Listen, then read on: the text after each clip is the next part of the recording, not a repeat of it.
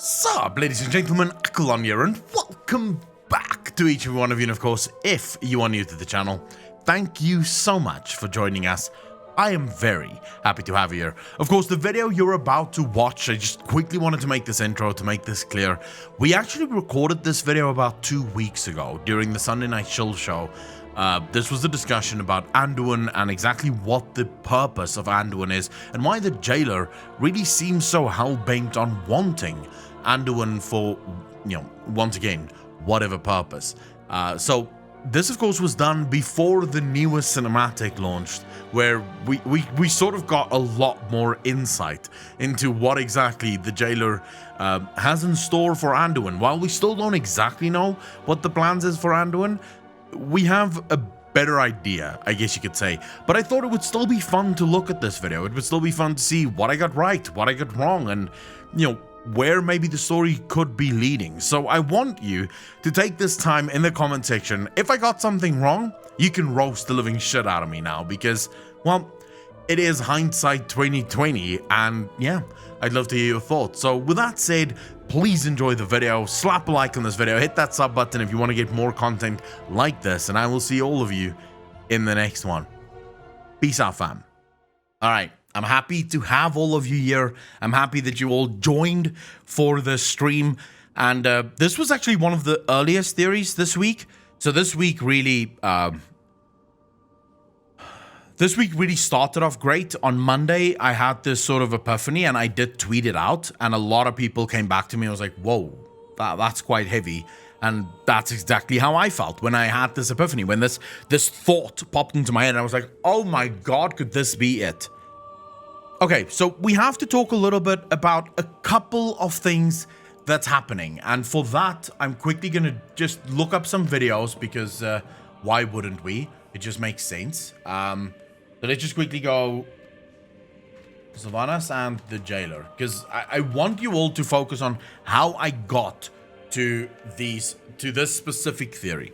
How we got there. All right, before we get into it, I quickly wanna share something here.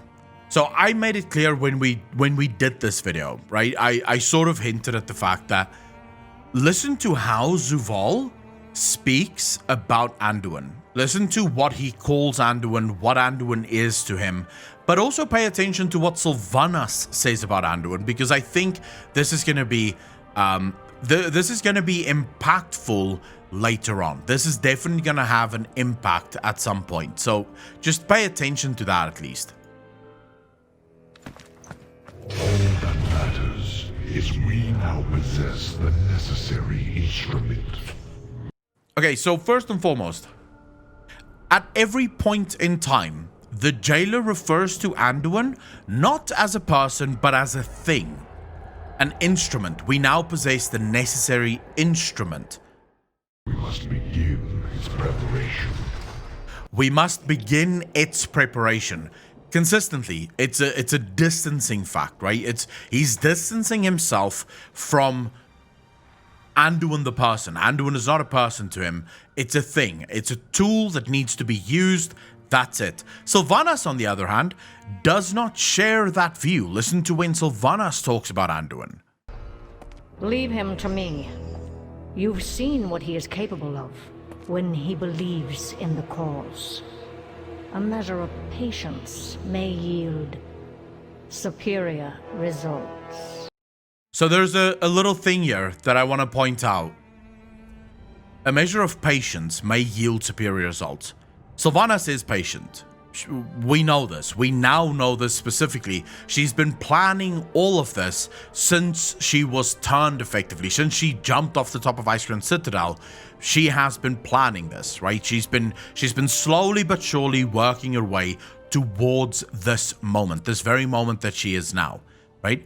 But she wants Anduin to be on board with it. She doesn't want Anduin to be forced into it. She wants Anduin to be on board with it. And I do think that this is where this comes in.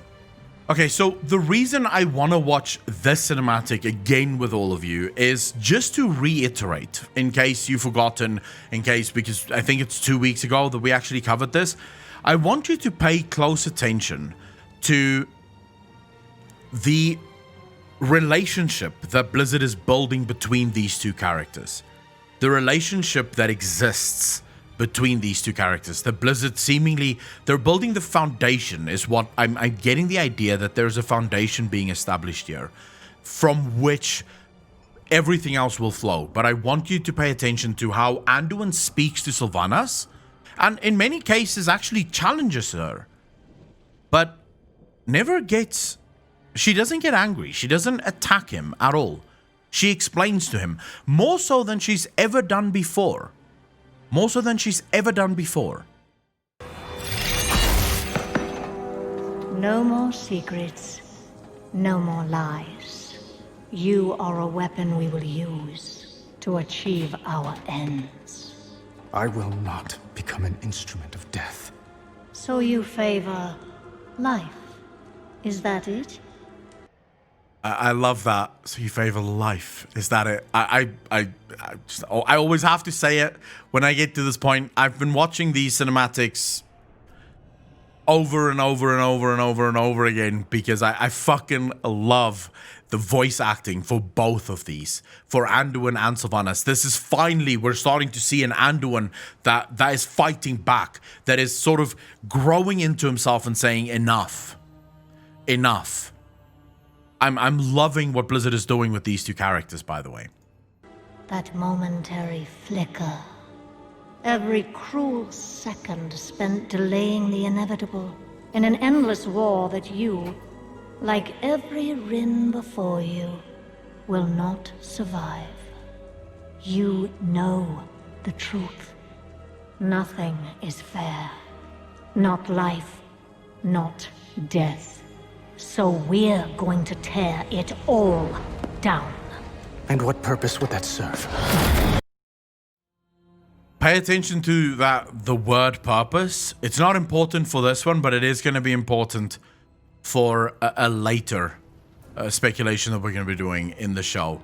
But that word purpose and the fact that they want to tear it all down is going to become extremely important. Just a little bit later from now, we're going to be talking about the purpose, about the Arbiter, about the Shadowlands, and how all of this fits together, and what exactly is going to be toned down. Everyone suffers, Sylvanas. But destroying everything will not take away the pain. Oh, you misunderstand. We're breaking a system that has always been flawed.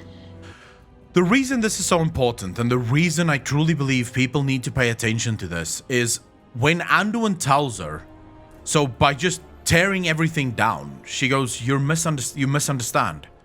We're breaking the system. So in other words, I'm not interested in tearing it down. I'm not interested in destroying everything.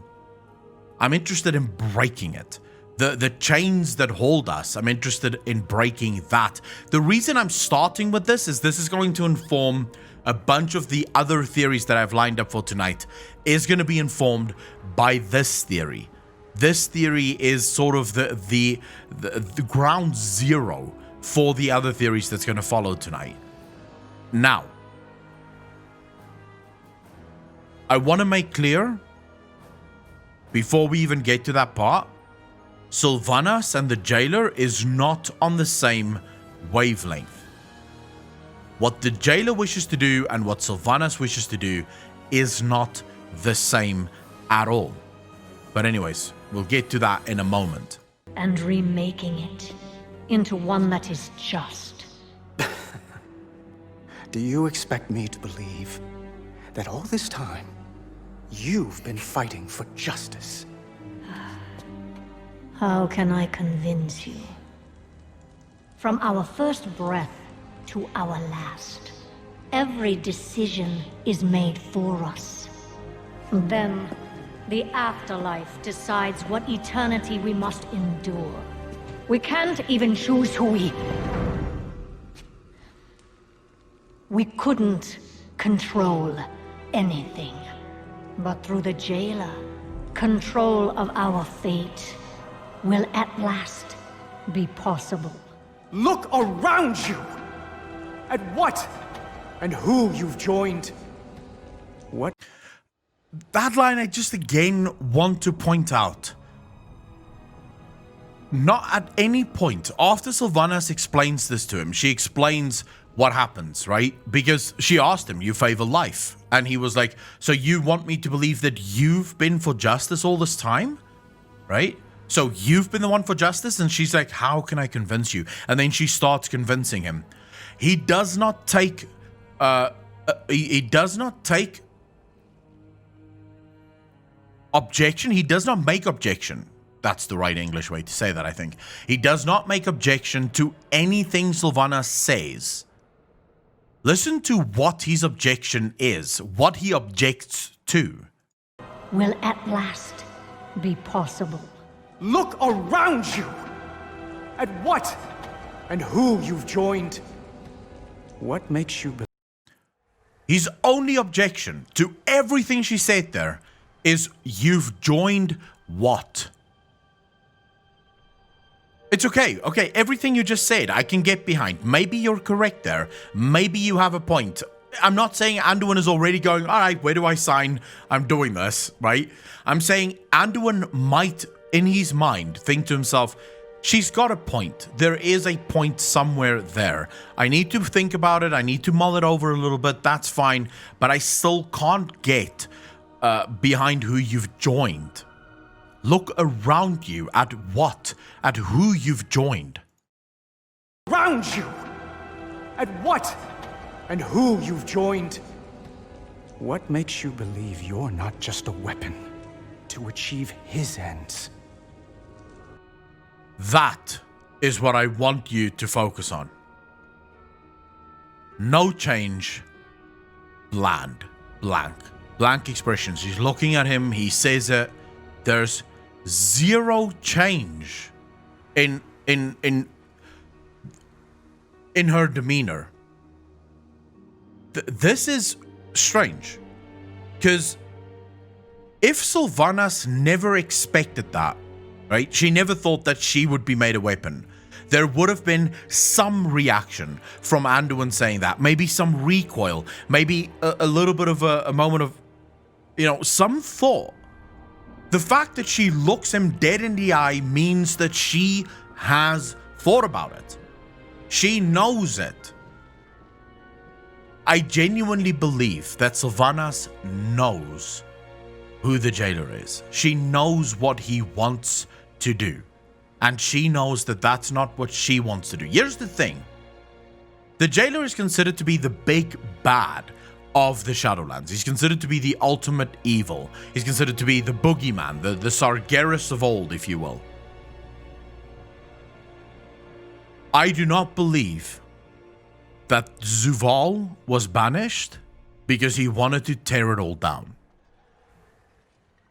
That's not why I think he was banished. Sylvanas wants to tear it down. And for now, she requires the jailer.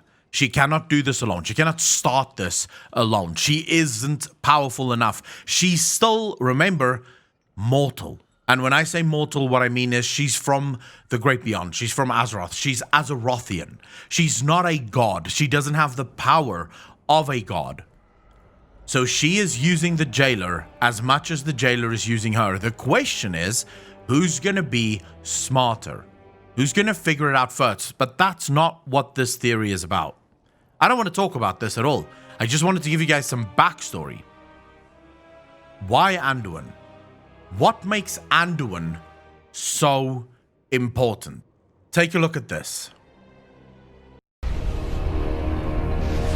Look at you. Pathetic. A puppet dancing on strings. I will not break. I will not break. I will not. Fool. Your mind is already broken. But even a broken thing can be made to serve. Countless secrets extracted. Insidious designs forged into weapons for my armies. But I require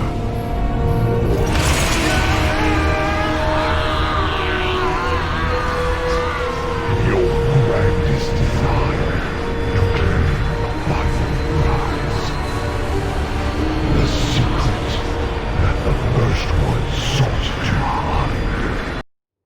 your grandest design to claim my final prize. Mournblades. We discussed this last week. Mournblades is the rune carver, or the primus, as I believe he is.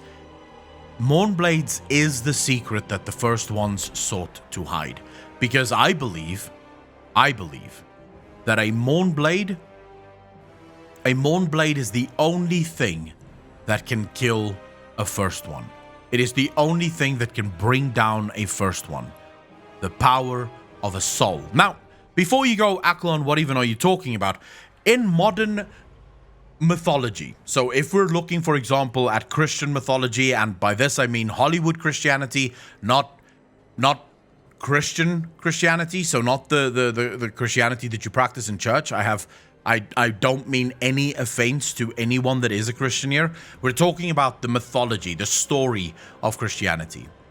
It is believed that a soul has about the energy of 10,000 suns. The soul is an extremely valuable commodity, right? Souls are incredibly powerful.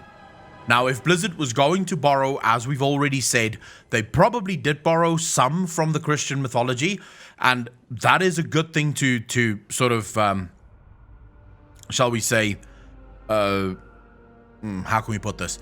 That's a good thing to base it on, because Christianity is one of the few mythologies where the soul is actually made into a very important thing. It's a very important entity. Heaven runs on the power of souls. It runs from receiving those souls, and hell in the mythology runs on souls as well. So souls, very important, very powerful, definitely worth the effort. So if you make a blade infused with a soul, that is the most powerful weapon on the planet. So now comes the question, why Anduin?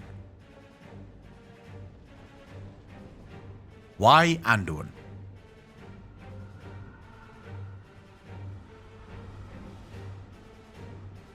You can craft souls into weapons, and you can get Frostborn. You can get Remornia. I mean, still very good. Very good soul, very strong. But there is currently one who is ridiculously powerful in his service to the light. So powerful indeed that he can reach the light. The light reacts to him, even within the maw. A place where, according to the jailer, it should not be reaching him. It should not call out to him. It should not reach out to him. And yet Anduin within the maw can access the light. But it's not because of the light. Oh, no. It has actually only 50% of it has to do with the light. In Shadows Rising, at the end, the second last chapter, I believe, there is a scene. The scene actually ends. The chapter ends with a small bit of shadow running from Anduin's shoulder all the way down into the palm of his hand, and there it dissipates. With Anduin's soul. This is why the jailer, by the way, constantly refers to Anduin as an instrument, a weapon. It's a thing. It's not a person. Because he couldn't give two fucks about this guy. This guy, he doesn't care about him. His face, his shoulders, his body, none of that matters to the jailer. What the jailer wants is his soul. But he needs Anduin to give in, to accept the other side of him, to embrace the void. If you imagine the power of the light and the void as a single weapon, can you imagine the power the jailer would wield? And I don't believe it's a coincidence that Frostmourne seeked out Arthas. That Zovaal, when he took control of Ner'zhul's mind, I don't think it's a coincidence that he seeked out Arthas. Again, of the light. The problem, of course, with Arthas is there is no place for void within a paladin. Paladins do not practice void magic. They do not go out. They do not go out to look for void magic, and they will most likely not succumb to it. Sought out. Excuse me. You're right, Greg. Thank you very much for the correction there. There's a reason why he sought out Arthas. He wanted the light. However, with Anduin, he gets two things. He gets the child of light and shadow. He gets the real child of light and shadow. Now remember, the Naru prophesied that that child was Illidan. They believed that Illidan was the child of light and shadow. Their prophecy, the Naru's prophecy, never told them who the child of light and shadow would be. It only told them that there would be a child of light and shadow. And I believe Anduin is that child. The boy king. I believe Anduin is that child. Now, someone here asked, why don't you just capture a Naru?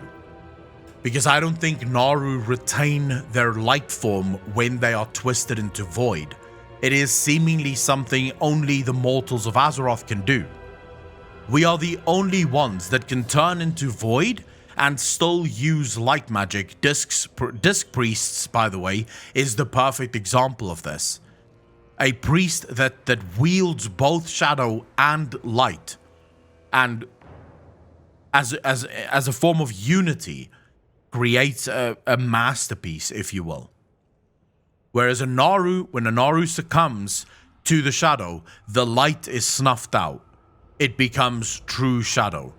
And where a Naru is light, it is a true light being. It's a being of the light. So just capturing that wouldn't be enough. We do, however, know that the Naru that was captured in Revendreth, Syed and Athreus would perform experiments on that Naru, most likely in service to his friend and confidant, Zovaal. Practicing, tasting the light, trying to figure out what makes the light tick. How can we twist the light into our own weapon? So when he saw Anduin wielding the light so effortlessly, in a place where the light should not be, he wants to turn Anduin into a weapon. His weapon. Maybe Frostmourne 2.0. Maybe something even grander. Because, in his own words, this is the secret that the first ones sought to hide. Why would the first ones hide this? Why would this be a secret that they don't want anyone to know about? In my opinion, because this is the only blade that can bring down a first one. You require the power of a soul. And if you think about the power of Frostmourne, and you think about the power of Remornia, can you imagine the power of a being of pure light and void, the child of light and shadow? What could that child do? What could that blade do? Sylvanas wants Anduin for almost the same reason, but not to turn him into a rune blade or a Morn blade. Sylvanas wants Anduin on her side, and I'm gonna prove it to you. Sylvanas actually tells us what she wants at the beginning of BFA. Pay attention to her first words. We're not going to watch the whole of it, don't worry about it. I just want you to hear the first words here.